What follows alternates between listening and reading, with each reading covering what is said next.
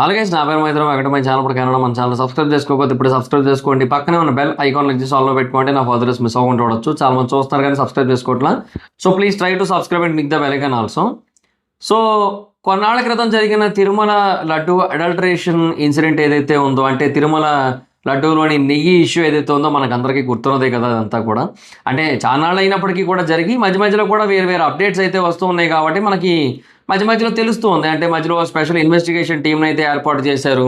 తర్వాత ఈ కేసు సుప్రీంకోర్టుకి వెళ్ళిన తర్వాత సుప్రీంకోర్టు ఏమో సిబిఐని ఎంక్వైరీ చేయమని చెప్పింది. సో ఒక 5 బృందంతో కూడిన ఒక సిబిఐ స్పెషల్ ఇన్వెస్టిగేషన్ టీము ఈ కేసుని అయితే హ్యాండ్ ఓవర్ చేసుకుంది. దీన్ని ఇన్వెస్టిగేట్ చేయడం మొదలుపెట్టింది. సో అలాగే ఎప్పటికప్పుడు ఈ కేసు గురించి మనకు చాలా విషయాలు అయితే తెలుస్తూ వచ్చాయి. సో ఫైనల్గా ఇప్పుడు ఆ సిబిఐ లెడ్ ఎస్ఐటి అంటే special investigation team anti corruption bureau court ఏదైతే ఉందో నెల్లూరులో, దాని యొక్క ఫైనల్ ఛార్జ్ షీట్ని అయితే సబ్మిట్ చేసిందనమాట. దాంట్లో 36 మంది పేర్లు అయితే ఉన్నాయి. అండ్ అందులో వాళ్ళు చాలా డీటెయిల్స్ అయితే చెప్పారు. సో అసలు అందులో ఏముంది అండ్ వాళ్ళు చెప్పిన పేర్లు ఏంటి అండ్ ఏదైతే అడల్టరేషన్ జరిగిందని చెప్పి ఇనీషియల్గా చెప్పారో సో అలాగే జరిగిందా, ఇంకేమైనా వేరే పాయింట్స్ ఉన్నాయా మనం మాట్లాడుకోవాల్సినవి, ఇవన్నీ కూడా కొంచెం వీడియోలో క్లియర్ కట్గా డిస్కస్ చేద్దాం. అసలు ఎవరు తప్పు చేశారు, ఎటువైపు తప్పు జరిగింది, ఎక్కడ జరిగింది అనేది అర్థం చేసుకుందాం. సో ఫస్ట్ ఆఫ్ ఆల్ అసలు ఈ తిరుమల లడ్డు కాంట్రవర్సీ అనేది ప్రపంచవ్యాప్తంగా ఉన్న హిందువులందరికీ కూడా రీచ్ అవ్వడానికి, అలాగే భారతదేశంలో ఉన్న అందరి ప్రజలకి కూడా రీచ్ అవ్వడానికి మెయిన్ పాయింట్ ఏంటంటే ఆ లడ్డూలో చాలా పెద్ద స్థాయిలో అడల్టరేషన్ జరిగింది. అండ్ దాంట్లో చాలా రకాల యానిమల్ ఫ్యాట్స్ని కూడా ఉపయోగించారు, చాలా కెమికల్స్ని వాటన్నింటినీ కూడా ఉపయోగించారు. అండ్ ఈ యానిమల్ ఫ్యాట్స్తో చేసిన లడ్డూల్ని మొత్తం భక్తులందరికీ కూడా ఇచ్చారు. ఇన్ఫ్యాక్ట్ అయోధ్య రామ మందిరం ఏదైతే ఓపెన్ అయిందో ఆ రామ మందిరం టైంలో కూడా ఇక్కడ నుంచి లడ్డూలు పంపించారు. 1 లక్ష లడ్డూల దాకా పంపించారు. 1 లక్ష లడ్డూలని కూడా ఈ నెయ్యితోనే మరి చేశారు కదా. మరి వాటన్నింటినీ కూడా మరి ఇలాగే చేసినట్టే కదా. మరి హిందువుల మనోభావాలు దెబ్బతీసినట్టు, హిందువుల్ని ఘోరంగా అవమానించినట్టు అనే పాయింట్ అయితే ఇనీషియల్గా చాలా బాగా పీపుల్లోకి వెళ్ళింది. అండ్ ఇన్ఫ్యాక్ట్ దానికి అంత పెద్ద రెస్పాన్స్ రావడానికి అయితే ఇదే మెయిన్ రీజన్. అంటే గీ అడల్టరేషన్ జరిగింది అనేది మెయిన్ పాయింట్. కాకపోతే ఏంటంటే ఈ పీపుల్లోకి ఎక్కువ రీచ్ అవ్వడానికి అయితే మాత్రం ఇదే కారణమైంది. మరి ఇప్పుడు ఈ సిబిఐ లెడ్ ఎస్ఐటి ఏదైతే రిపోర్ట్ ఇచ్చిందో, అంటే ఛార్జ్షీట్ మెన్షన్ చేసిందో, దాంట్లో వాళ్ళు చెప్పిన పాయింట్ ఏంటి, దాంట్లో వాళ్ళు ఏమేం విషయాలు మెన్షన్ చేశారు అది కొంచెం అర్థం చేసుకుందాం. సో వాళ్ళు చెప్పింది ఏంటంటే ఈ నెయ్యిలో అడల్టరేషన్ జరిగింది, అసలు ఇది నెయ్యే కాదని చెప్పారు. సో రిపోర్ట్లో it is clearly not at all a ghee అన్నట్టే చెప్పారు. అంటే అందులో పామ్ ఆయిల్ వాడారు, పామ్ కెర్నల్ ఆయిల్ వాడారు, ఇంకా కొన్ని కెమికల్స్ వాడారు. కెమికల్స్ దేనికి వాడతారు, జనరల్గా ఆ స్మెల్ రావడం కోసం, ఆ ఫ్లేవర్ రావడం కోసం, వాటి కోసం వాడుతుంటారు, ఎన్హాన్స్డ్ ఫ్లేవర్ కోసం.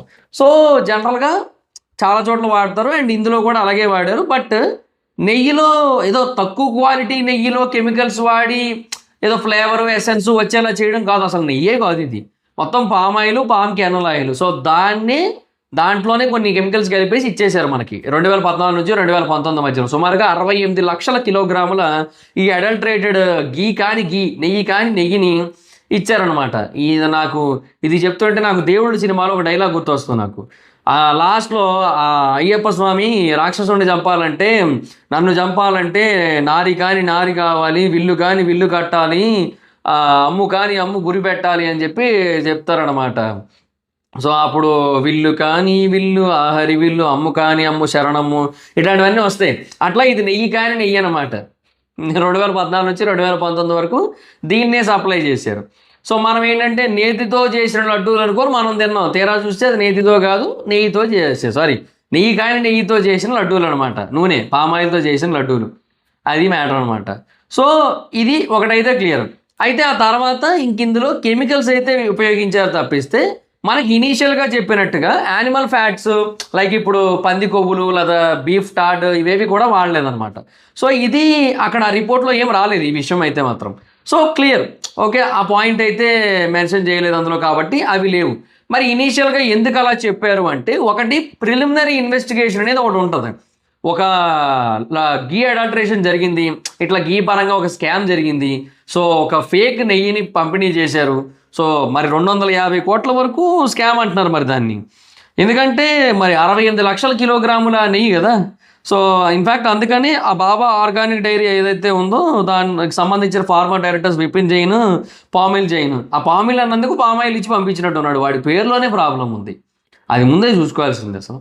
సరే, అది వాళ్ళిద్దరిని అయితే మెయిన్గా పెట్టారు, వాళ్ళిద్దరు మెయిన్ క్యాండిడేట్లు అన్నట్టుగా పెట్టారు, ఎందుకంటే చేసిందంతా వాళ్ళే అన్నట్టుగా.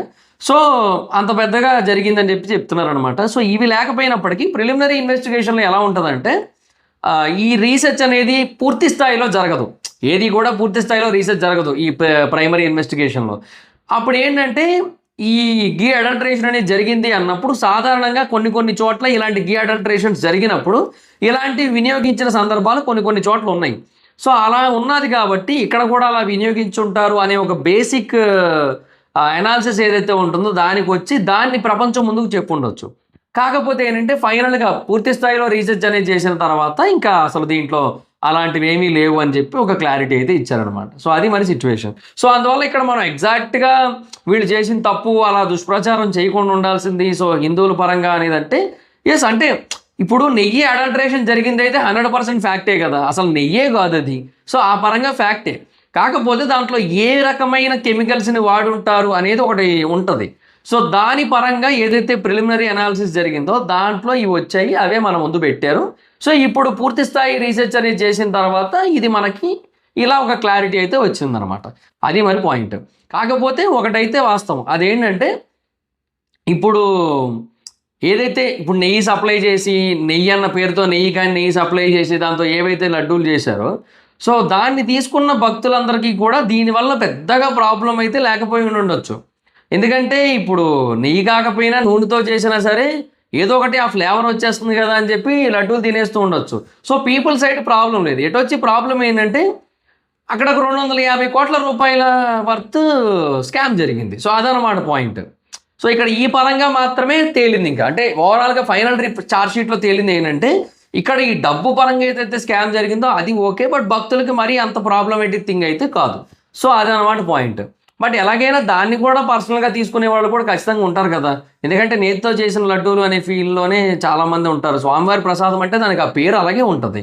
సో అలా కాకుండా నూనెతో చేసిన లడ్డూలు దానికి ఏంటంటే జస్ట్ ఆ ఫ్లేవర్ ఎన్హాన్సర్స్ యాడ్ చేశారు అంతే అంటే అది కూడా కొంతమంది మనోభావాలు అయితే ఖచ్చితంగా దెబ్బతీస్తుంది. అదైతే క్లియర్ కట్ పాయింట్.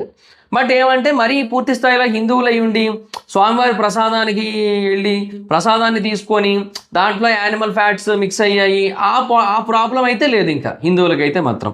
సో ఈ రిపోర్ట్లో అదొకటి అయితే తేలింది. సో ఆ రకంగా కొంతవరకు హ్యాపీ అనే చెప్పాలి. బట్ డెఫినెట్గా ఈ గీ అడల్టరేషన్ అనేది 100% తప్పే. ఇంకా మరి ప్రీవియస్ గవర్నమెంట్ అండర్లో జరిగింది అది. అండ్ దీంట్లో భాగంగా అదే చెప్పాయి కదా, పామ్ ఆయిల్ జైను తర్వాత విపిన్ జైన్ వీళ్ళిద్దరిని కూడా మెయిన్గా పెట్టారు కదా. ఆ తర్వాత former TTD general manager of procurement Pralay Kaveri Muralikrishna అతన్ని, తర్వాత టీటీడీ చైర్మన్ వైవి సుబ్బారెడ్డి గారి పర్సనల్ అసిస్టెంట్ అయిన చిన్నప్పన్న, తర్వాత ఫార్మర్ ప్రొక్యూర్మెంట్ జిఎం ఆర్ఎస్ఎస్విఆర్ సుబ్రహ్మణ్యం, అపూర్వ వినయకాంత్ చద్వా అంటే వైష్ణవి డైరీకి చెందిన పర్సన్, తర్వాత ఏఆర్ డైరీకి చెందిన ఆర్ రాజశేఖరన్, తర్వాత ఢిల్లీ బేస్డ్ ట్రేడర్ అయిన అజయ్ కుమార్ సుగంధ్. ఒరే నీ పేరులో సుగంధ్ ఉంది కానీ నీలో లేదు, నైస్. అంటే మంచి గుణాలు లేవు, అది పాయింట్. సో ఆ కెమికల్ ఎడిటివ్స్ కూడా మనకి ఏంటనేది క్లారిటీ లేదు. కానీ జనరల్గా పామ్ ఆయిల్లో కెమికల్ ఎడిటివ్స్ యాడ్ చేసే దేనికంటే ఫ్లేవర్ ఎన్హాన్సింగ్ కోసం, ఈ నెయ్యిలాగా టేస్ట్ రావడానికి, నెయ్యిలాగా స్మెల్ రావడానికి, అంతే అనమాట. సో జనరల్గా అవే యాడ్ చేసే అవకాశాలు ఎక్కువగా ఉంటాయి కాబట్టి అలాగే అనుకుంటున్నారు ప్రస్తుతానికైతే. అందుకని రిపోర్ట్లో ఇదైతే మెన్షన్ చేయలేదు కదా, ఇది లేదనే చెప్తున్నారు. సో అది పాయింట్.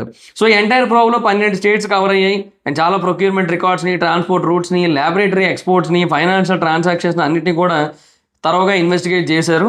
అండ్ చాలా కంపెనీస్ అలాగే మధ్యవర్తులు అందరూ కూడా ఉన్నారు. అండ్ వాళ్ళందరూ కూడా ఈ క్వాలిటీ చెక్స్ దాటించేయడానికి హెల్ప్ చేశారు. అండ్ ఫాల్స్ డాక్యుమెంట్స్ ప్రొవైడ్ చేశారనమాట. యాక్చువల్గా క్వాలిటీ చెక్స్ చేసి ఇది యాక్చువల్గా నెయ్యే కాదని చెప్పి ప్రూవ్ చేసేయాలి, అప్పుడే ప్రూవ్ అయిపోయాను కూడా, బట్ దాన్ని ఇలా చేశారనమాట. అది మరి పాయింట్. అండ్ అదే ఫస్ట్ సిట్కి అయితే అప్పచెప్పారు స్టేట్ లెవెల్లో, తర్వాత సిబిఐ వాళ్ళు ఒక స్పెషల్ టీంని అయితే పెట్టుకున్నారు సుప్రీంకోర్టు డెసిషన్ తర్వాత. సో వాళ్ళైతే ఇప్పుడు ఈ క్లారిటీ అయితే ఇచ్చారు. And TTD chairman YV Subba Reddy గారిని అలాగే అడిషనల్ ఎగ్జిక్యూటివ్ ఆఫీసర్ ఏవి ధర్మారెడ్డి గారిని కూడా క్వశ్చన్ చేశారు, కానీ వాళ్ళ పేర్లు అయితే ఇందులో మెన్షన్ చేయలేదు. సో అది మరి పాయింట్. సో ఇప్పుడు ఫైనల్ ఛార్జ్ షీట్లో ఒక 36 మంది పేర్లు అయితే ఉన్నాయన్నమాట. ఆ 36 మందిలో వీళ్ళు అయితే లేరు. సో ఇది ఇప్పటి వరకు వచ్చిన ఫైనల్ క్లారిటీ దీని మీద. సో నెయ్యిని వాడి మనకేంటంటే నేతి లడ్డు లడ్డూని మన చేతిలో పెట్టారనమాట. సో 2014 నుంచి 2019 వరకు అది మరి జరిగిన సిచ్యువేషన్. ఇన్ఫ్యాక్ట్ లడ్డు టేస్ట్ మారిపోవడానికి, లడ్డు టేస్ట్ పాడైందని చెప్పి అప్పట్లో చాలామంది అనుకోవడానికి కూడా ఇదే మేజర్ రీజన్ అయ్యి ఉండొచ్చు. సో ఎందుకంటే నెయ్యికి జనరల్గా చాలా ఎక్కువ కాస్ట్ అవుతుంది. సో ఎంత పోనీ తక్కువ బడ్జెట్‌లో ఆఫర్ చేసినా మరీ ఇంత కాదు కదా! సో ఎందుకంటే ఈళ్ళకి నూనె ఎంత కాస్ట్ పడతది? అది కూడా పామ్ ఆయిల్. పామ్ ఆయిల్ ఎంత కాస్ట్ పడేది? రిఫైన్డ్ ఆయిల్ కూడా వాడలేదు పోనీ. సన్‌ఫ్లవర్ రిఫైన్డ్ ఆయిలో, లేదంటే గోల్డ్ రాన్ రైస్ ఆయిలో అది కూడా వాడలేదు పోనీ. పామ్ ఆయిల్ వాడారు. అంటే మరి నెయ్యి ఫ్లేవర్ వచ్చేది దానికే కెమికల్స్ యాడ్ చేస్తే. అందుకు వాడారు మరి. సో అది. ఇంకా జస్టిఫై చేసుకోవడానికి వాళ్ళకి అదొకటే ఉంది మరి ఇంక. ఎందుకు పామ్ ఆయిల్ వాడారు అంటే ఇదే. సో అది మరి పాయింట్. సో దానివల్ల ఇప్పుడు మనకేంటంటే కొన్ని విషయాలైతే క్లారిటీ వచ్చాయి. ఒకటి అది నెయ్యి అయితే కాదు. 100% నెయ్యి కాదు. తర్వాత రెండవది దాంట్లో యానిమల్ ఫ్యాట్స్ లాంటివైతే ఏమీ లేవు. సో ఇనీషియల్‌గా ఇప్పుడు ఎవరైతే గవర్నమెంట్‌లో కూటమి ప్రభుత్వం ఉందో చంద్రబాబు నాయుడు గారు, పవన్ కళ్యాణ్ గారు వీళ్ళందరూ కూడా ఏదైతే ఆ విషయం చెప్పారో సో అదంతా కూడా ప్రైమరీ ఇన్వెస్టిగేషన్‌లో భాగంగా వచ్చిన అనాలిసిస్ అది. సో ఈ గీ అడల్టరేషన్ జరిగింది అన్నప్పుడు జనరల్‌గా ఇలాంటివి వాడుతూ ఉంటారు. సో అదేది వాడబడలేదు ఇక్కడ. సో అదొక బెస్ట్ పార్ట్ అని చెప్పొచ్చు.